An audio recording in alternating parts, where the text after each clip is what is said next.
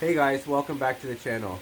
Today I just want to answer a quick question about what bed is my asparagus growing where they got so big. A lot of people were kind of asking, those are saying those asparagus were massive and they want to know how I amended the bed and all that. So we're going to go talk about that.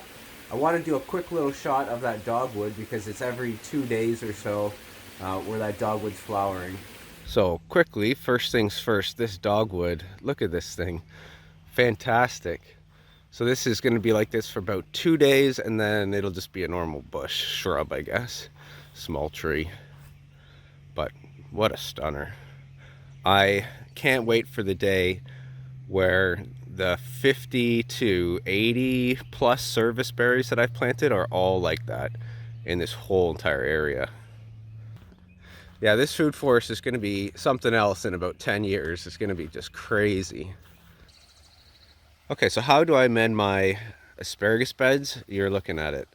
My sister's got a horse farm, so I get her horse manure, and I know they don't use dewormers or anything like that. So, and I know that they don't spray their fields with herbicides and pesticides for carryover. I also collect tons of piles of brush off the side of the road when people cut their stuff, and then I also, have tons of prunings as well that you see in piles that I save for wildlife habitat.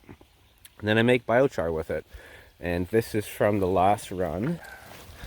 So this is, you get biochar out of this. I mix in horse manure and compost. And then I basically let it sit for a year and a half or so, up to 2 years, turning into inoculated and charged biochar. So all of this biochar, go check out my videos discussing the biochar and why we put it into our gardens. But all of this biochar has tiny microscopic pores and tons of carbon bonds where nutrients can bind to those bonding sites, and water can bond through capillary action like van der Waals forces and hydrogen bonds to the insides of the cavities of the biochar.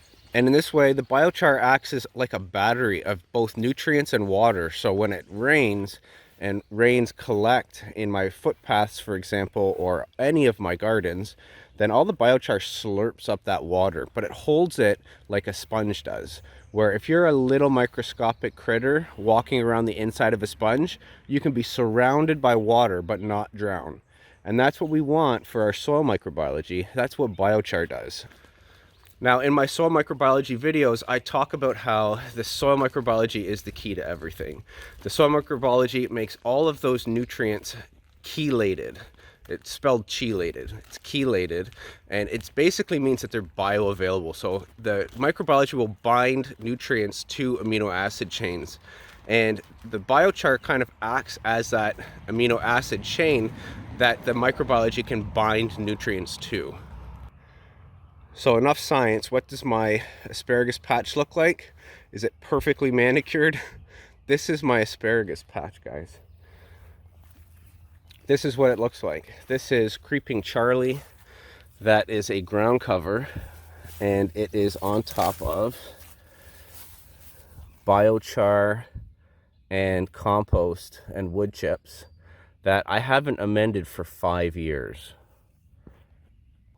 So in my biochar video, I talk about how the terra preta soils of the Amazon have fertility that's lasted for thousands of years. Recent studies in biochar estimates this is more like 1,000 to 1,500 years, where the fertility that the biochar soaks up in my horse manure pile will provide nutrients to the soil for 1,500 years. So when I say I haven't amended this bed in 5 years, that's nothing in the time scale of how long biochar makes beds fertile.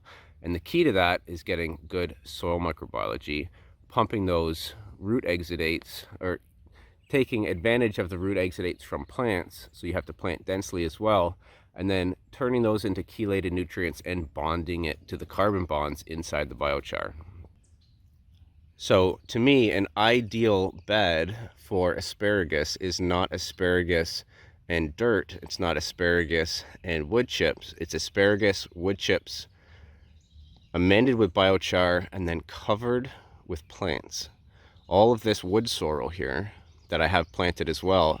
This I actually tried to get as the established dominant ground cover because I can eat this stuff. And it's a fantastic salad green. We've got dandelions, which I can eat, but you know, mint will do what it wants to do, and creeping Charlie's part of the mint family. But it's spreading through. But I don't really care what is here as long as it's putting out soil root exudates and it's a cover of green. Anything here is a solar panel collecting light energy from the sun, pumping it down into the soil, and we've got a great soil food web of life in there. And that's just kicking away and pumping tons of nutrients into this bed, putting out super powerful and strong asparagus. These plants are about 5 years old. Pretty good, eh? Yeah. There's some asparagus. So what's my secret? I don't have some secret. I don't constantly amend and fertilize those patches. I just let nature do its job, and I provide it the substrate and the properties that it can do its job the most optimally. That's a carpet of green, and it's biochar in the soil. And I'd go about 20% biochar in the soil. Oh yeah, we got some hascaps setting. Another couple weeks and we'll be eating hascaps.